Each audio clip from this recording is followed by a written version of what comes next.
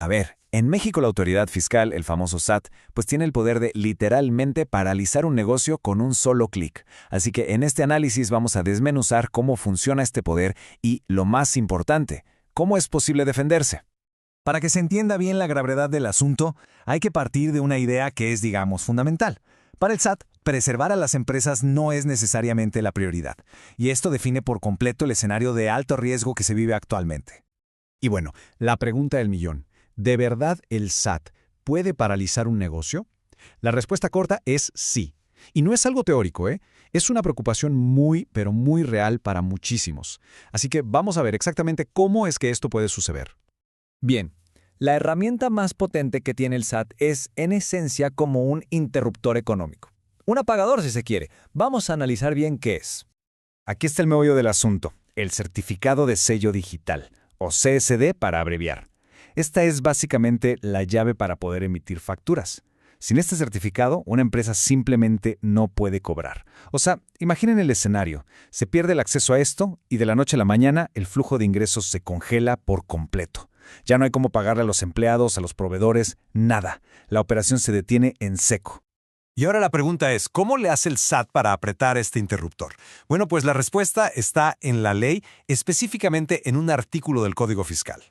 Justo este artículo, el 17H bis, es el que le da al SAT esa facultad, ese poder de, como se dice, actuar primero y preguntar después.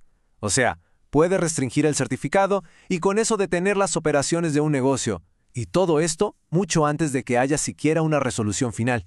Es una medida, digamos, precautoria, pero con efectos devastadores. Y lo más sorprendente es que los motivos para que esto pase no son necesariamente delitos súper complejos. Fíjense en la lista: omitir una declaración, que no te encuentren en tu domicilio fiscal, incluso tener mal tus datos de contacto en el buzón tributario. O sea, son cosas que podrían parecer errores administrativos, a veces hasta pequeños, pero que pueden traer consecuencias gravísimas. Pero esperen, que el riesgo no se queda nada más en la empresa. La cosa se puede complicar todavía más, porque la responsabilidad puede escalar y llegar ahora sí directamente al patrimonio personal de los socios. Y aquí es donde entra un concepto legal clave: la responsabilidad solidaria. Hay que ponerle mucha atención a esto, porque es el mecanismo que básicamente rompe el velo corporativo, esa barrera que protege el patrimonio personal. Una vez que se activa, los bienes de los socios quedan totalmente expuestos para cubrir las deudas de la empresa. El caminito es bastante claro, ¿eh? Primero, se determina que la empresa tiene una deuda fiscal. Segundo, se ve si los activos de la propia empresa alcanzan para pagarla. Si la respuesta es no, entonces la deuda pasa a los socios que tienen el control efectivo. Así de fácil es como un problema que era de la empresa se convierte en una verdadera crisis financiera personal. Y aquí la palabra clave es control efectivo. Ojo, porque la definición es súper amplia. No se trata nada más de ser el dueño de más del 50% de las acciones. No. Esto aplica para cualquiera que pueda imponer decisiones, que dirija la administración o, en pocas palabras, que esté detrás de las estrategias importantes de la compañía. Y si todo esto no fuera suficiente, el riesgo todavía puede subir de nivel. Hay una línea muy delgada donde los problemas fiscales dejan de ser administrativos y se convierten en delitos penales. Y esta es una amenaza que, con las últimas reformas, se ha vuelto mucho más real. Esta es, digamos, la máxima escalada. El simple hecho de usar facturas para amparar operaciones que en realidad nunca existieron, lo que se conoce como operaciones simuladas, ya no es solo una multa, ahora se puede clasificar como un delito, con un proceso penal de por medio. Y las consecuencias, pues, no son cualquier cosa. Estamos hablando de penas de cárcel que pueden ir de los 2 hasta los 9 años para cualquiera que emita, compre o utilice este tipo de facturas falsas. El riesgo es altísimo y muy, muy tangible. Y aquí es donde la cosa se pone todavía más seria, porque entra en juego la famosa prisión preventiva oficiosa. ¿Qué significa esto? Que para ciertos delitos fiscales, la detención es automática. La persona acusada es encarcelada durante todo el proceso, durante todo el juicio, sin derecho a fianza. Esto, en la práctica, pues pone en jaque el principio de presunción de inocencia.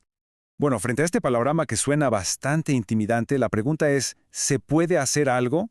¿Hay defensa? Y la respuesta es que sí. Afortunadamente existen estrategias. Vamos a explorar algunas de las opciones que hay sobre la mesa. Toda defensa tiene que partir de un derecho fundamental que está en la Constitución. Toda persona es inocente hasta que se demuestre lo contrario. ¿Qué quiere decir esto en la práctica? Que la carga de la prueba la tiene el SAT. Es la autoridad la que tiene que demostrar la culpabilidad, no el contribuyente el que tiene que demostrar su inocencia. A ver, Cuando hay una acusación sobre una factura en particular, se abren principalmente dos caminos tácticos. Por un lado, está la opción de cancelar la factura por completo. Al hacer esto, pues se elimina la base del presunto delito. La otra opción es no cancelarla, mantenerla, pero anular su efecto fiscal. El argumento aquí sería que, como no se obtuvo ningún beneficio indebido, pues no se configuró el fraude.